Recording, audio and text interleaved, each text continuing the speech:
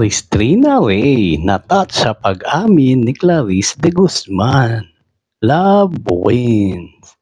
Super proud ang longtime partner ni Clarice de Guzman na si Christina Rey sa pagiging matapang ng kapamilya singer sa pag-amin sa buong mundo na isa siyang bisexual. Sa kanyang Facebook post ay ibinahagi niya ang art card mula sa news kalakip ang mensahe kung gaano siya kasaya para sa kanyang partner. I am proud of you. I'm always here. Always I'll wait you here sa outside world. Love wins. Saad ni Christina.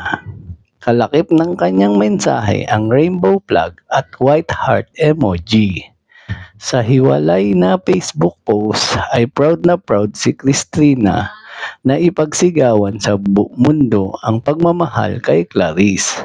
Balikuman o tuwid, yan ang mundo at walang mali sa'yo. Sa mga hindi daw nakatulog ng maayos nung nakaraan, sana po himbing sleep nyo last night.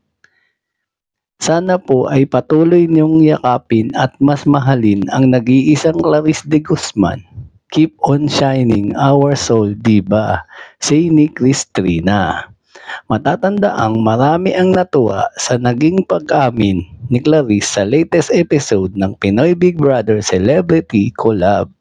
Sa tingin ko, ito na yung time para sabihin sa inyong lahat and to tell the world that I am not straight, I am bi.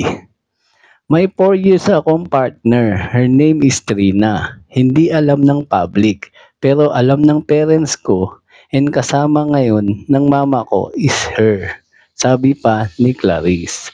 At yan ang totoo. Alright! Thank you for watching po. Follow for more video. Salamat!